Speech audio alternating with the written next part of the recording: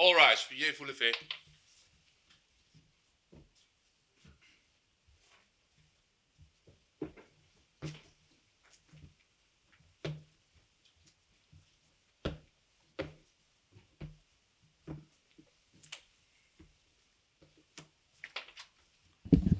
The International Criminal Tribunal for the former Yugoslavia is now in session. L'audience-tribunal pénal international pour l'ex-Yougoslavie est ouvert. Please be seated.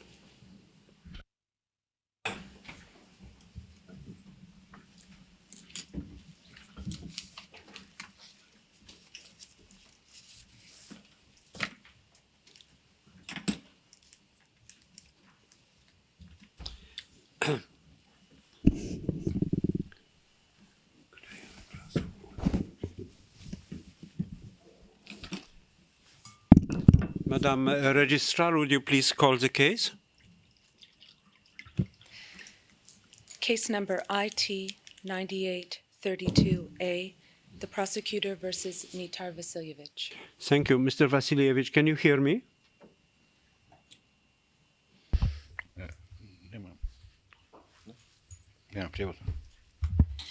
Can you hear me, Mr. Vasiljevich?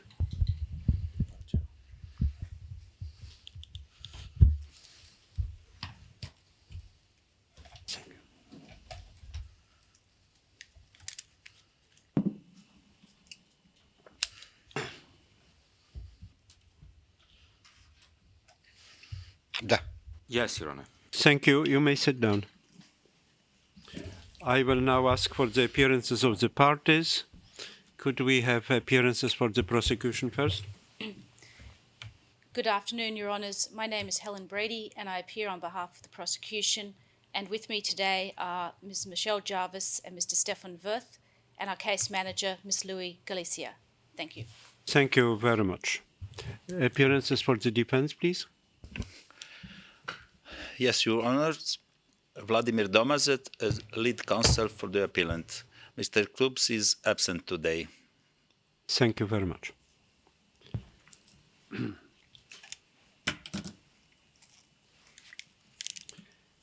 The appeals chamber today will deliver its judgment on appeal in the case of the prosecutor against Mr. Mitar Vasiljevich. Mr. Vasiljevich has appealed against the judgment issued by Trial Chamber 2 of this tribunal on the 29th of November 2002. This case relates to events which took place in June 1992 in the region of Visegrad. After the Yugoslav National Army withdrew from the region, various Serb paramilitary units took control. One such group, with a reputation for being particularly violent, was led by a certain Milan Lukic. The trial chamber found that sometime in May 1992, Mitar Vasiljevich was present when Milan Lukic and his men searched the village of Musici. It also found that on the 7th of June 1992, he was present at the Vilna Vlas Hotel, Lukic's headquarters, when Lukic and two unidentified men brought in 7 forcibly detained Muslim men. When the appellant left the hotel with Lukic and 2 unidentified men, he was armed with an automatic weapon. The 7 Muslim men were forcibly transported to the eastern bank of the Drina River, where they were shot. 5 of the men died as a result of the shooting, and 2 survived by falling into the river and pretending to be dead. The trial chamber convicted Mr. Vasiljevich on 2 of the 10 counts charged by the prosecution.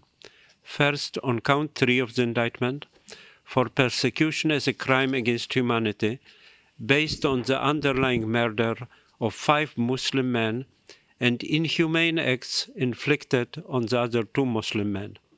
This conviction was entered under Article 5 of the Tribunal Statute. Second, the trial chamber convicted Mr. Vasiljevich on count 5 for murder as a violation of the laws or customs of war, for the murder of 5 Muslim men during the Drina River incident. This conviction is pursuant to Article 3 of the statute. The trial chamber acquitted Mr. Mitar Vasilievich of the remaining charges. Mr. Vasilievich was sentenced to a single 20-year term imprisonment. On 30 December 2002, Mr. Vasilievich appealed both the conviction and the sentence, raising 8 grounds of appeal. The prosecution did not appeal. Following the practice of the tribunal, I will not read out the text of the judgment except for the disposition. Instead, I will summarize the issues on this appeal and the reasoning and rulings of the appeals chamber. I emphasize that this is only a summary and that it forms no part of the judgment. The only authoritative account of the appeals chamber rulings and of its reasons is the written judgment, copies of which will be made available to the parties and to the public at the conclusion of this hearing. The appeals procedure provided for under Article 25 of the statute is corrective and does not give rise to a de novo review of the case on appeal. The review is limited to legal errors invalidating the decision and factual errors which could result in a miscarriage of justice. The appeals chamber may affirm, reverse, or revise the decisions taken by the trial chamber. The appeals chamber may correct errors of law, which invalidate the trial chamber's judgment for reasons advanced by the appellant or for other reasons. As regards errors of fact, the appeals chamber will reject the trial chamber's finding only when the evidence on which the trial chamber relied could not have been accepted by any reasonable tribunal, and the resulting error led to a miscarriage of justice, that is to say, to a grossly unfair outcome in judicial proceedings, as when a defendant is convicted despite a lack of evidence on an essential element of a crime. Where an appellant challenges only the trial chamber's factual findings and suggests an alternative assessment of the evidence without demonstrating why the trial chamber's assessment was unreasonable, the appellant will have failed to discharge the burden incumbent upon him. As to the appeal from the sentencing decision, the sentence will be revised only if the trial chamber committed a discernible error in the exercise of its discretion. An appellant is also required to provide the appeals chamber with exact references to the parts of the record, transcript, judgment, and exhibits supporting his arguments. The appeals chamber will not consider a party's submissions in detail if they are obscure, contradictory, or vague. In such circumstances, the appeals chamber may dismiss the arguments without a reasoned discussion. The appellant was reminded of these requirements during the appeal hearing. Before considering the arguments of the appellant on the merits, the appeals chamber determines whether the appellant's submissions met these requirements. There are 3 categories of formal or procedural deficiencies in the appellant's submissions relating to alleged errors of fact. The first category concerns arguments in relation to which the appellant did not identify a particular error by the trial chamber and merely offered an alternative reading of the evidence. The second category concerns arguments where the appellant failed to submit that the trial chamber's findings could not have been made by any reasonable trier of fact.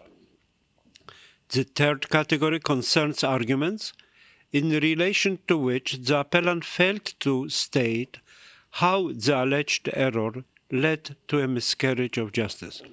The appeals chamber dismisses these arguments without considering their merits. I will not list all the arguments falling within the above-mentioned categories, as they can be easily found in the written version of the judgment distributed today. Furthermore, the appeals chamber dismisses without considering on the merits several of the appellant's arguments with respect to sentencing, in which he failed to identify an alleged error or raise these arguments for the first time only in the reply brief. I will now turn to the appellant's arguments, which have been found to meet the formal requirements. The Appeals Chamber restructured these arguments into 4 groups. The first group consists of the alleged factual errors relating to the general requirements of Articles 3 and 5 of the statute. The second, of alleged factual errors relating to the Drina River incident and the appellant's relationship with the Lukic paramilitary group.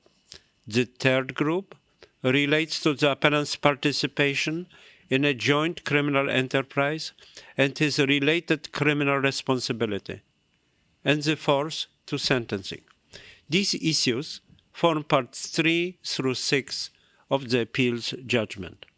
In part 3 of the judgment, the Appeals Chamber considers the merits of 2 of the appellant's arguments related to the chapeau requirements of Articles 3 and 5 of the statute, which are set out in the appellant's third ground of appeal.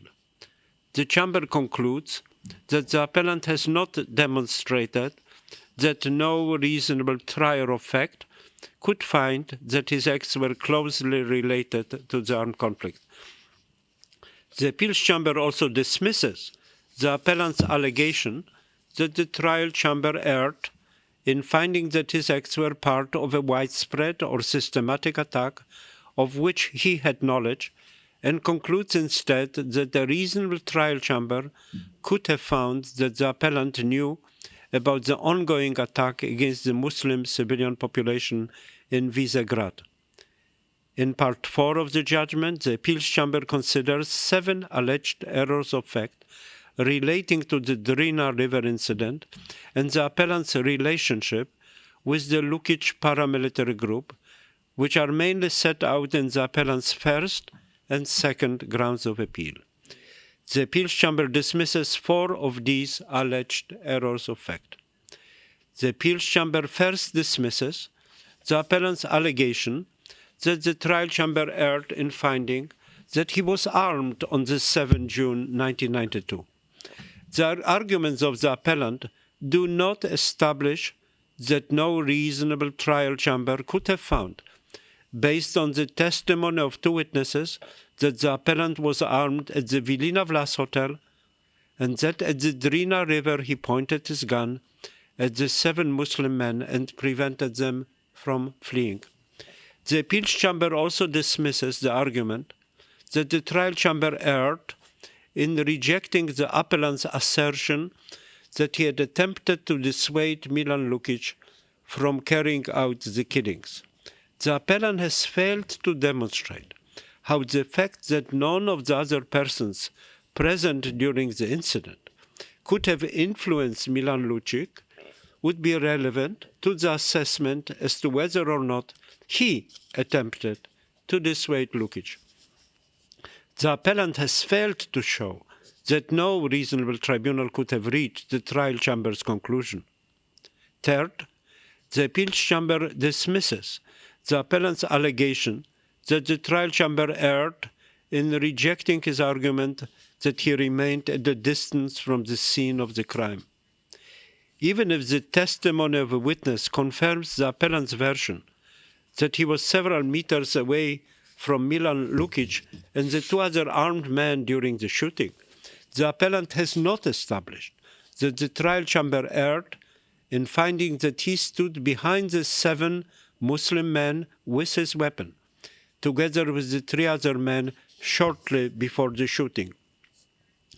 The Appeals Chamber cannot find any error committed by the trial chamber in its treatment of the testimony of the witness or its assessment of the evidence presented at trial. In any event, the appellant has not established that the alleged error would lead to a miscarriage of justice. Fourth, the Appeals Chamber dismisses the appellant's allegation that the trial chamber's findings, based on the testimony of 2 witnesses, related to his role during the search in Musici are erroneous.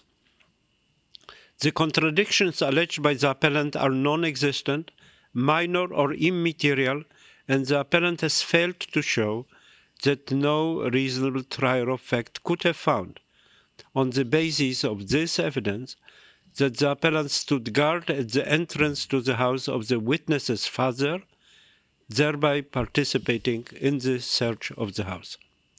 I turn now to the three remaining alleged factual errors made by the trial chamber on which the appeals chamber agrees with the appellant.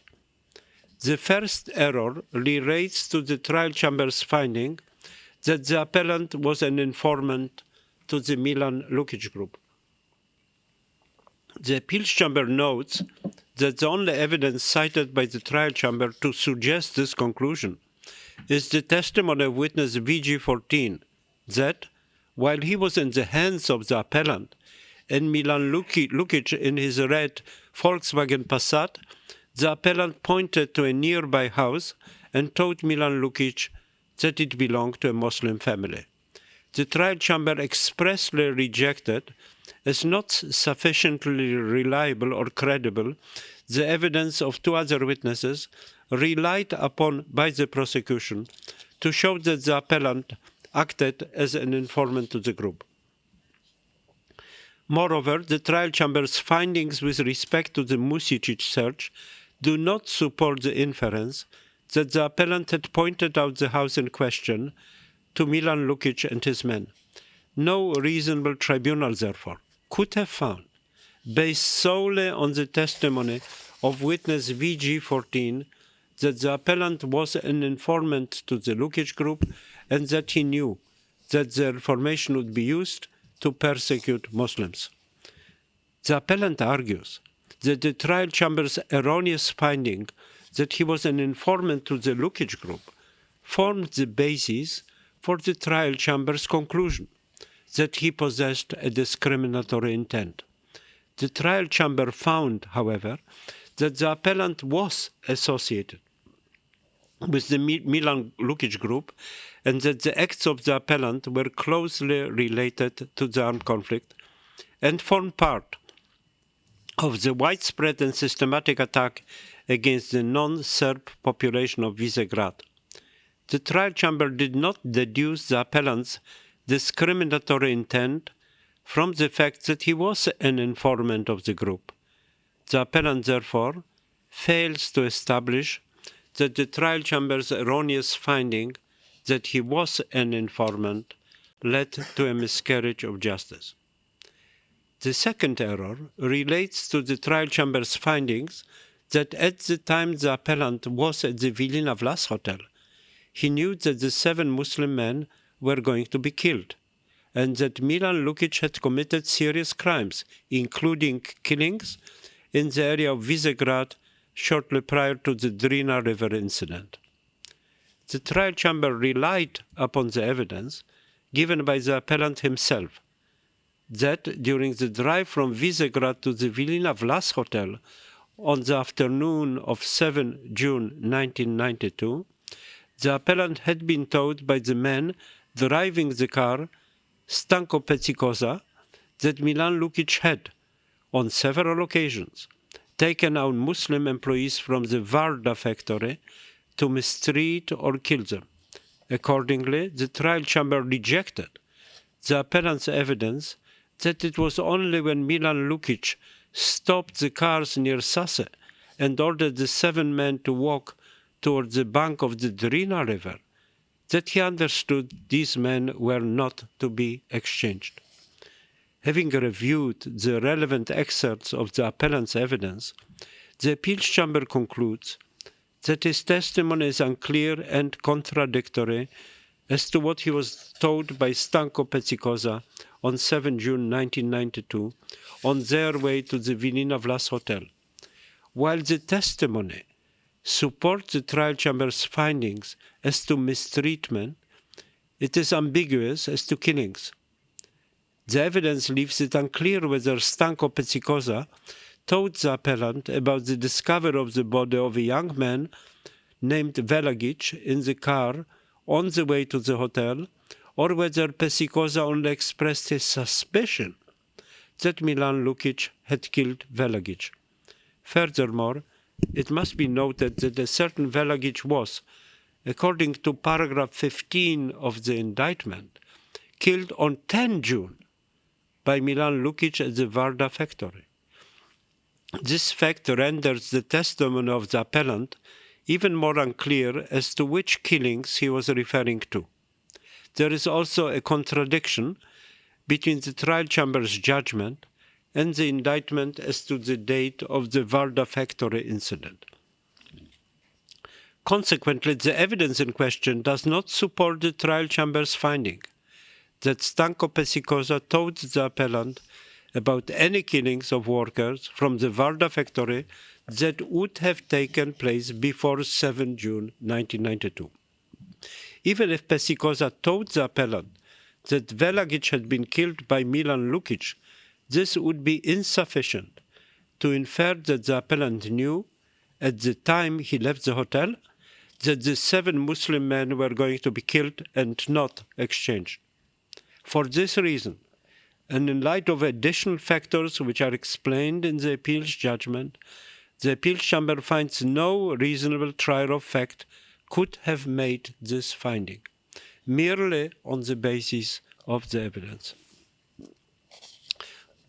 I turn now to the third factual error, which relates to the finding that the appellant pointed a gun at the 7 Muslim men while at the Vilina Vlas hotel. As already explained, the appeals chamber concluded that it was reasonable for the trial chamber to find that the appellant was armed at the Vilina Vlas hotel.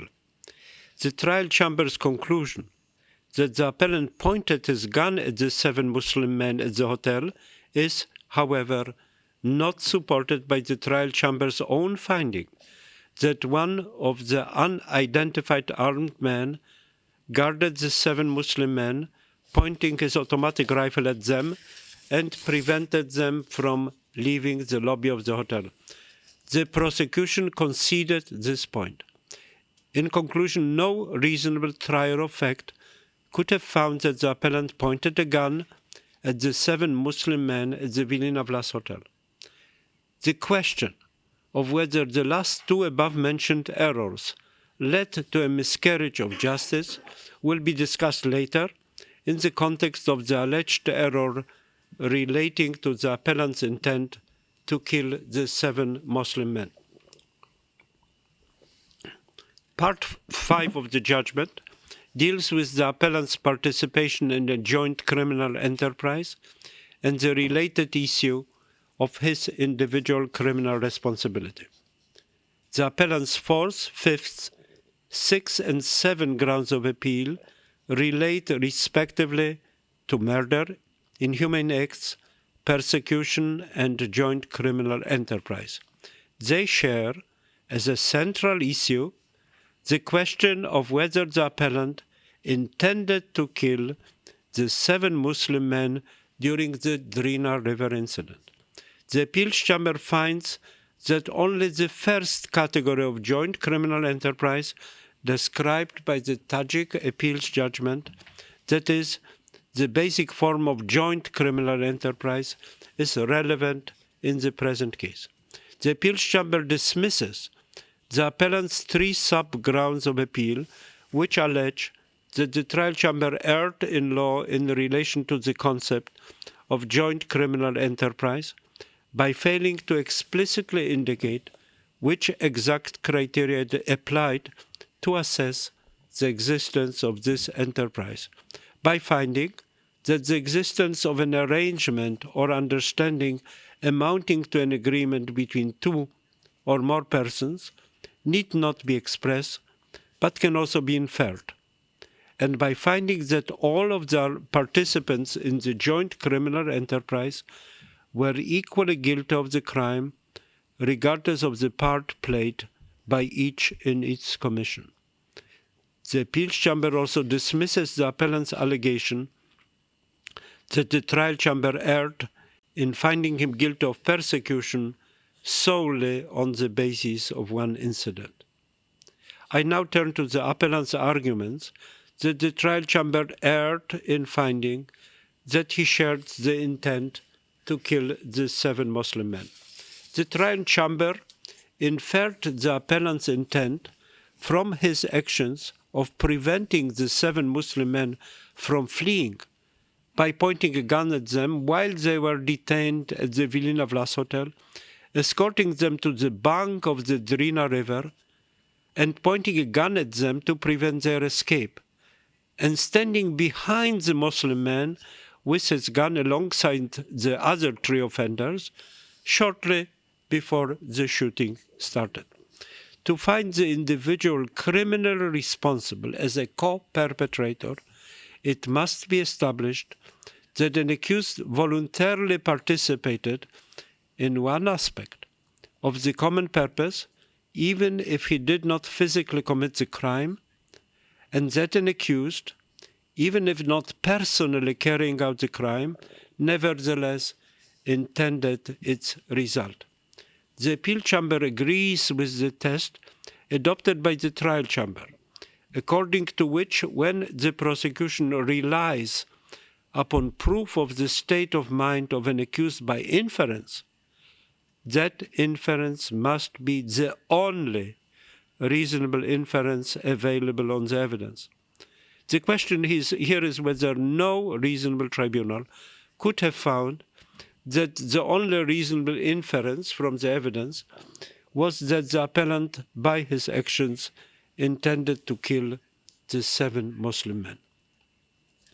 As already stated, the appeal chamber concluded that the trial chamber erred in finding that the appellant pointed his gun at the 7 men while at the Vilina Vlas Hotel. Moreover, the appeal chamber concluded that the trial chamber erred in finding that the appellant at that time had knowledge that the 7 Muslim men were to be killed and not exchanged. Since the appellant lacked at that time the knowledge that the 7 Muslim men were to be killed, the fact that he prevented the Muslim men from fleeing at the hotel is not decisive as to whether or not he shared the intent to kill them. The trial chamber also relied on the appellant's actions from the moment the Lukic group stopped the cars in Sase to infer that he intended that the 7 Muslim men be killed. When Milan Lukic, the 2 unidentified men and the appellant, escorted the 7 Muslim men to the bank of the Drina River, he pointed a gun at them to prevent their escape. Then the appellant stood behind the Muslim men with his gun shortly before the shooting occurred. The trial chamber did not find, however, that the appellant acted at the same level of authority or with the same degree of control over the killings as the other 3 actors. To the contrary, the trial chamber stated that it is, and I quote, is not satisfied that the prosecution has established beyond reasonable doubt that the accused fired his weapon at the same time as the other 3, or that he personally killed anyone or more of the victims, unquote. The trial chamber did not even make an explicit finding that the appellant pointed his gun at the 7 Muslim men while they were lined up facing the Drina River. In addition to these findings, the appeals chamber takes into consideration the following: the overall context of the Drina River incident, the previous association of the appellant with the Milan Lukic group at Musici and at the Vilina Vlas Hotel, as well as his actions at both locations, the fact that the appellant did not know until the car stopped in Sase that the 7 Muslim men were to be killed, that the behavior of the Serb soldiers changed drastically from the moment Milan Lukic ordered them to leave the car, that throughout the entire Drina River incident, the impression of the 2 survivors was that no one around Lukic could have influenced him or his decisions. And finally, that the appellant willingly accompanied Lukic and his group with the 7 Muslim men to the Drina River. When the chamber is confronted with the task of determining whether it can infer from the acts of an accused that he shared the intent to commit a crime, special attention must be paid to whether these acts are ambiguous and therefore allow for several reasonable inferences. The appeals chamber concludes that no reasonable tribunal could have found that the only reasonable inference available on the evidence, as cited above, is that the appellant had the intent to kill the 7 Muslim men. The trial chamber found that the appellant assisted Milan Lukic and his men by preventing the 7 Muslim men from fleeing. It did not find, however, that the appellant shot at the Muslim men himself, nor did it find that he exercised control over the firing. Compared to the involvement of Milan Lukic and potentially one or both of the other men, the participation of the appellant in the overall course of the killings did not reach the same level. The above-mentioned acts of the appellant were ambiguous as to whether or not the appellant intended the 7 Muslim men to be killed. This conclusion is further supported, among other factors, by the relatively short period of time between the change of attitude of Milan Lukic and the shooting, and the strong personality of Milan Lukic compared to that of the appellant. The trial chamber erred by finding that the only reasonable inference from the evidence was that the appellant shared the intent to kill the 7 Muslim men. This error led to a miscarriage of justice, because without the proof of the appellant's intent to kill, he could not be found responsible as a co-perpetrator. The appeals chamber now considers whether the appellant is responsible as an aider and abettor. The appellant argued, under his 4th ground of appeal, that his actions do not amount to aiding and abetting, as he did not facilitate the commission of the crime. The appeals chamber has already concluded that the appellant knew that the 7 Muslim men were to be killed, that he walked armed with the Lukic group from the place where they had parked the cars to the Drina River, that he pointed his gun at the 7 Muslim men, and that he stood behind the Muslim men with his gun together with the other 3 offenders shortly before the shooting started. The only reasonable inference available on the totality of evidence is that the appellant knew that his acts would assist the commission of the murders. In preventing the men from escaping on the way to the riverbank and during the shooting, the appellant's actions were specifically directed to assist the perpetration of the murders and the inhumane acts, and his support had a substantial effect upon the perpetration of the crimes.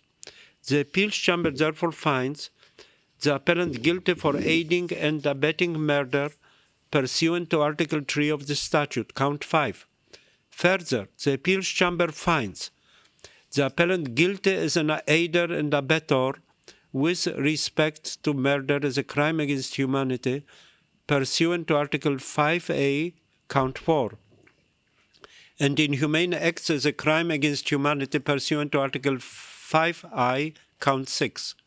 The appellant, however, is not convicted of murder as a crime against humanity pursuant to Article 5A, count 4, and inhumane acts as a crime against humanity pursuant to Article 5.1, count 6, in accordance with the tribunal's jurisprudence on cumulative convictions.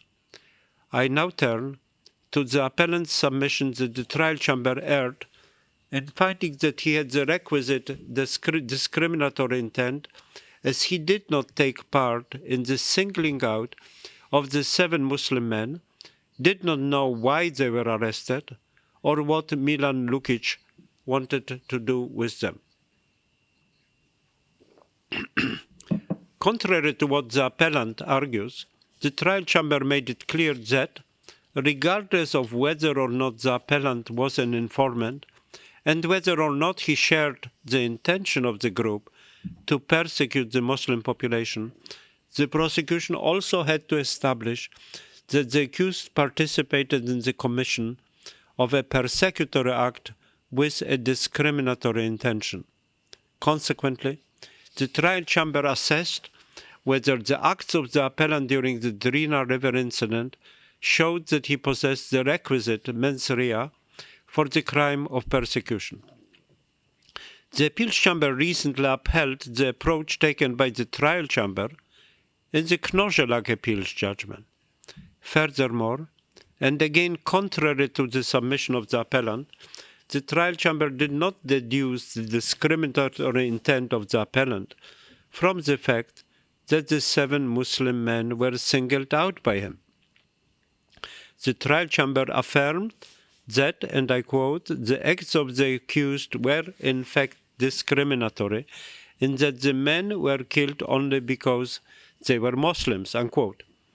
The appellant's participation in the joint criminal enterprise at the Vilina Vlas Hotel during the transfer of the victims to the bank of the Drina River and during the events that took place there represents the concrete acts from which the trial chamber could infer that his action had discriminatory consequences and that he possessed the requisite discriminatory intent. The appellant's arguments with respect to the approach taken by the trial chamber in assessing whether he had the discriminatory intent to persecute are therefore rejected. The appeals chamber also has to determine whether the trial chamber erred in finding the appellant individually responsible as a co-perpetrator for the crime of persecution based on the underlying crimes of murder and inhumane acts. The appeals chamber already concluded that the trial chamber erred in finding that the appellant possessed the intent to kill. The intent to kill the 7 Muslim men, including the 2 survivors, constituted the basis for the trial chamber's finding that the appellant was a co-perpetrator to a joint criminal enterprise. In the absence of this intent, no reasonable trier of fact could have found the appellant responsible for committing the crime of persecution by murders and inhuman acts as a co-perpetrator to the joint criminal enterprise. This error resulted in a miscarriage of justice. The appeals chamber now considers whether the appellant incurs individual responsibility, criminal responsibility, under Article 7(1) of the statute by aiding and abetting the persecution of the Muslim men through his participation in the killings on the bank of the Drina River. The acts committed by Milan Lukic and the 2 other men unquestionably amount to the crime of persecution. They killed the 5 Muslim men and committed inhumane acts against the 2 survivors with the deliberate intent to discriminate on religious or political grounds. Furthermore, the appeals chamber agrees with the trial chamber that the appellant participated in the Drina River incident with full awareness that the intent of the Milan Lukic's group was to persecute the local Muslim population of Visegrad through the commission of the underlying crimes. The only reason why the 7 Muslim men were arrested and killed was because they belonged to the Muslim population of Visegrad.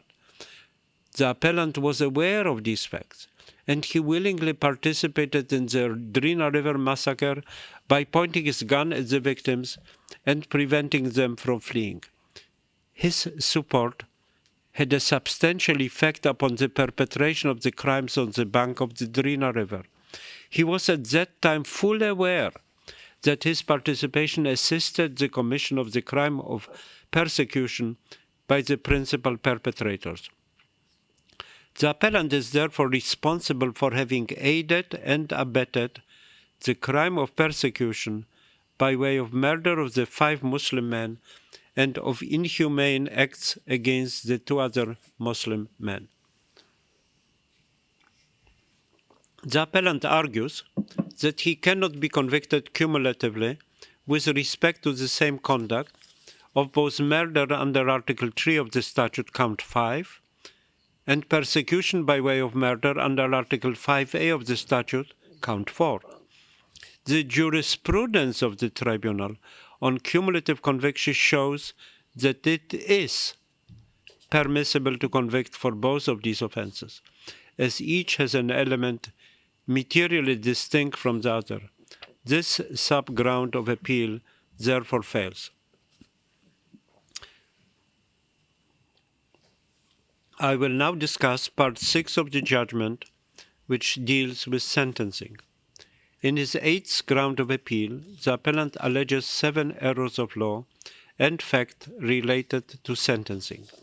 He first alleges that the sentence imposed by the trial chamber, 20 years of imprisonment for persecution and murder, is excessively high in comparison with sentences imposed in the tribunal case law. Secondly, the appellant alleges that the trial chamber erred in taking into consideration as aggravating factors the method of killing, verbal abuses of the victims, the trauma suffered by the victims, and the discriminatory state of mind.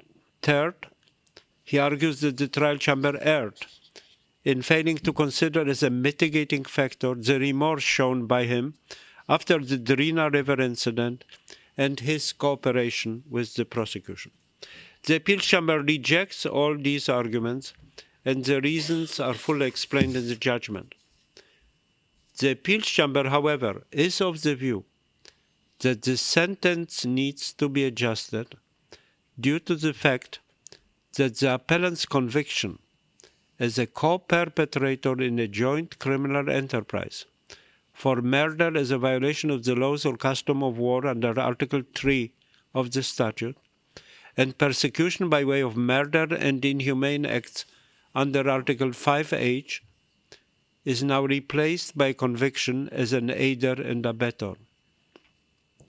The appeals chamber has the power to revise the sentence itself without remitting it to the trial chamber. Aiding and abetting is a form of responsibility which generally warrants a lower sentence than is appropriate to responsibility as a co-perpetrator. At the same time, the sentence to be imposed must also reflect the inherent gravity of the criminal conduct of an accused. The appellant committed serious crimes. Therefore, taking into account the particular circumstances of this case, as well as the form and degree of the appellant's participation in the crimes committed, the appeals chamber concludes that a sentence of 15 years is appropriate. I shall now read the operative paragraph of the appeals chamber judgment. Mr. Vasilievich, please, would you stand? For the foregoing reasons, the appeals chamber, pursuant to Article 25 of the statute and Rules 117 and 188 of the Rules of Procedure and Evidence, noting the respective written submissions of the parties and the arguments they presented at the hearing of 18 November 2003, sitting in open session, allows Judge Shahabuddin dissenting, Mitar Vasilievich appeal, insofar as it relates to his convictions as a co-perpetrator of persecution, a crime against humanity, murder and inhumane acts under count 3 of the indictment, and of murder, a violation of the laws or customs of war under count 5 of the indictment. Sets aside, Judge Shahabuddin dissenting, these convictions, and finds Judge Shahabuddin dissenting, Mitar Vasilievich guilty of counts 3 and 5 of the indictment as an aider and abettor to persecution, a crime against humanity, murder and inhumane acts, and as an aider and abettor to murder, a violation of the laws or customs of war, pursuant to Article 7(1) of the statute. Dismisses Mitar Vasilievich appeal against convictions in all other respects. Dismisses Mitar Vasilievich appeal against the sentence and imposes Judge Shahabuddin dissenting a new sentence, taking into account his responsibility established on the basis of the new convictions entered on appeal. Sentences Mitar Vasilievich to 15 years imprisonment to run as of this day, subject to credit being given under Rule 101C of the rules for the period Mitar Vasilievich has already spent in detention, that is from the 25th of January 2000 to the present day. Orders, in accordance with Rule 103C and 107 of the Rules of Procedure and Evidence, that Mitar Vasilievich is to remain in the custody of the International Tribunal pending the finalization of arrangements for his transfer to the state where his sentence will be served. Madam Registrar, would you please deliver copies of the judgment to the parties?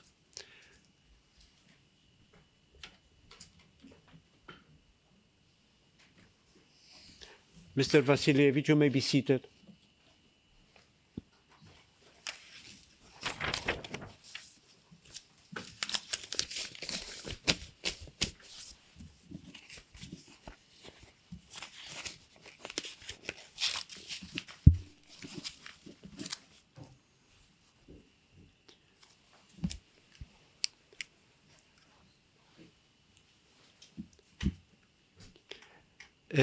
The appeals chamber stands adjourned.